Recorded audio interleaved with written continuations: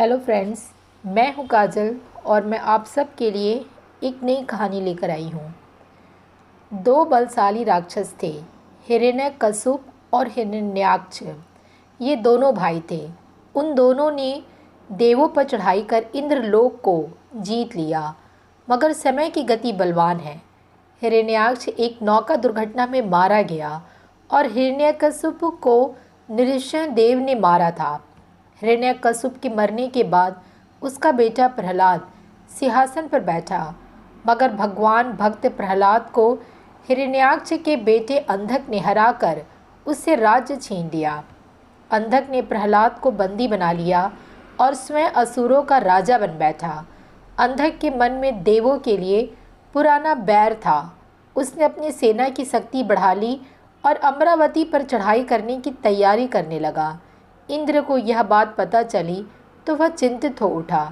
इंद्र जानता था कि अकेले देव इतने शक्तिशाली नहीं हैं जो अंधक और उसकी विशाल सेना का सामना कर सके। इसलिए इंद्र ने निश्चय किया कि वह मनु की प्रतापी संतानों को अपनी सहायता के लिए बुलाए। उस समय धरती पर दक्ष प्रजापति जैसे प्रतापी राजा थे।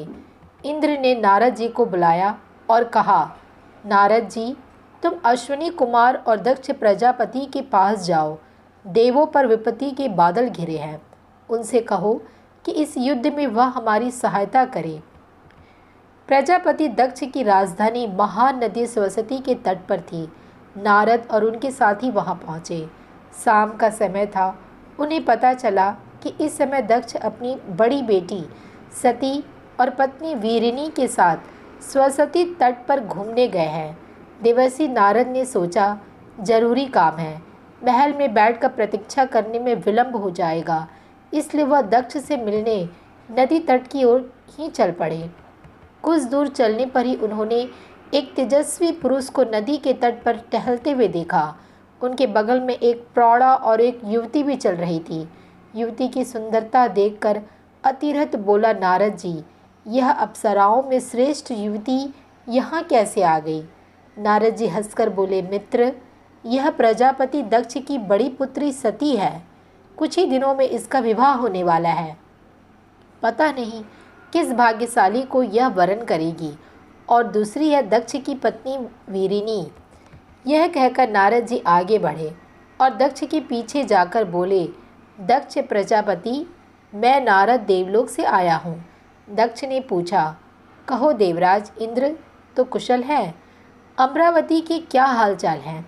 नारद जी ने कहा, देवराज तो कुशल है, किंतु एक संकट इंद्रलोक पर मंडरा रहा है।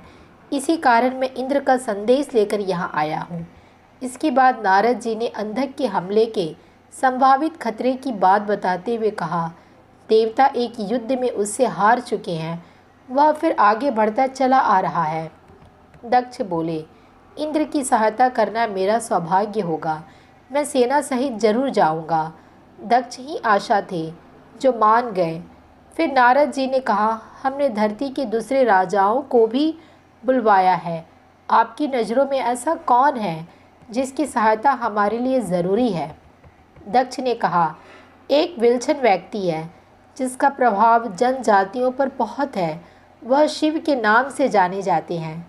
सब मनुष्य उन्हें देवाधिदेव मानकर पूजते हैं। तब बुद्धि और योग में उनसे बढ़कर कोई नहीं। यदि वह इंद्र की सहायता करने को तैयार हो जाएं, तो देवों की निश्चय विजय होगी। मुझे विश्वास है कि नारद यह कार्य अवश्य कर पाएंगे। अतिरथ ने कहा। दक्ष ने मुस्कुरा कर कहा, मैं नारद जी के गुणों से भली भांति परिचित हूँ, पर तुम शिव को नहीं जानते। वह प्रकांड पंडित है। वह महान शिल्पी भी है। उन्हें अनेक सिद्धियाँ प्राप्त हैं।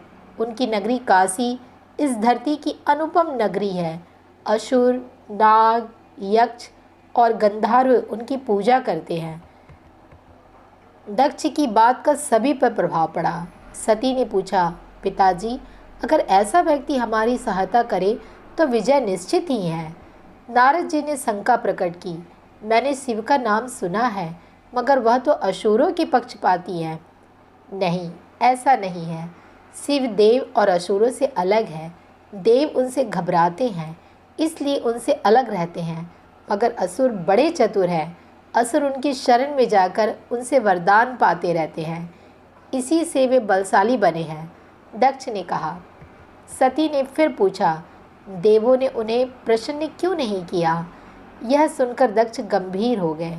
बोले, देव अहंकार में डूबे रहे, मगर यह सत्य है कि यदि शिव प्रसन्न हो गए तो देवासुर संग्राम हमेशा के लिए समाप्त हो जाएगा।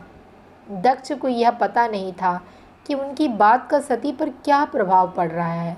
वास्तव में शिव की महानता सुनकर सती अनजाने में शिव की ओर आकर्षित हो रही थी। नारद जी ने दक्ष से कहा, प्रजापति, मैं पूरा प्रयत्न करूंगा कि शिव को देवों की ओर कर सकूं, मगर यह बताओ कि शिव कहाँ मिलेंगे? क्या हम काशी जाएं? दक्ष ने कहा, तुम काशी की ओर जाओ, क्या पता रास्ते में ही शिव मिल जाए। लोगों का यही कहना है कि शिव को मन में याद करो तो वह मिल जाते हैं। देवर्षि नारद ने अपने साथियों के साथ काशी की ओर प्रस्थान कर दिया। आगे एक घना जंगल था। सहसा एक जगह बहुत से स्त्री पुरुषों ने उन्हें घेर लिया। उनके हाथों में तेज धार वाले हथियार थे। दक्ष ने अपना एक सेवक रास्ता दिखाने के लिए उनके साथ भेजा था। उसका नाम करंत था। करंत ने उन लोगों से उन्हीं की भाषा में कहा, हम आपके मित्र हैं, हम महान योगीराज शिव के भक्त हैं, उनसे मिलने जा रहे हैं। शिव का नाम सुनते ही उन लोगों ने अपने हथियार नीचे कर लिए। फिर उनके मुखिया ने पूछा, तुम लोग शिव के पास क्यों जा रहे हो? नारद जी ने मुखिया से कहा, हम पर भीषण आपत्ति आ पड़ी है, हम शिव की सहायता लेने आए हैं, हमें शिव कहाँ मिलेंगे? मुखिया ने कहा, यह तो मुझे भी पता नहीं, फिर भी मैं आप लोगों का संदेश बस्ती बस्ती पहुँचाए देता हूँ। हो सकता है कि शिव तक यह संदेश पहुँच जाए। और सचमुच हुआ भी यही। अगले दिन वे एक बस्ती में थे, तभी जय महादेव का नारा गूंज उठा।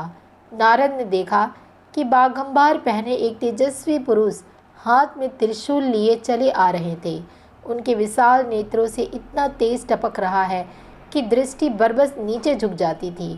उन्हें देखते ही सब प्राणियों ने जमीन पर लेटकर उन्हें प्रणाम किया। शिव आगे बढ़े और नारद जी के पास आकर बोले, कहो नारद, कैसे आना हुआ? नारद जी ने हाथ जोड़कर कहा, भगवान, देवों पर भयंकर विपत्ति आ रही है, मुझे इंद्र ने भेजा है, आप ही देवों की रक्षा करें। यह सुनकर शिव हंसकर बोले, हिरण्याक्ष और हिरण्यकशिपु से हार कर देवों को अब इस मानव लोक की याद आई है। भगवान शिव की बात सुनकर नारद का सिर झुक गया। शिव फिर बोले, मैं जानता हूँ कि शक्ति पाकर असुर अन्यायी हो उठे हैं, किंतु याद रखना, यह धरती सभी की है। वेद, असुर, मानव सभी इस धरती पर मिलकर रहेंगे। नारद जी बोले, हम भी यही चाहते हैं भगवान। शिव फिर हंसे और बोले, नारद, अंधक का काल उसके ऊपर नाच उठा है, मैं युद्ध में जाऊंगा। यह कहकर शिव चले गए। पता ही नहीं चला कि क्षण में वे कहाँ लोप हो गए। शीघ्र ही एक विशाल घाटी में दोनों सेनाओं की मुठभेड़ हो गई। अंधक विशाल सेना लेकर आया था। उधर देवों की शक्ति भी कम न थी। शिव का त्रिशूल अनेक योद्धाओं का रक्त पी चुका था। उनकी सेना भूतों के समान शत्रु सेना में घुस गई।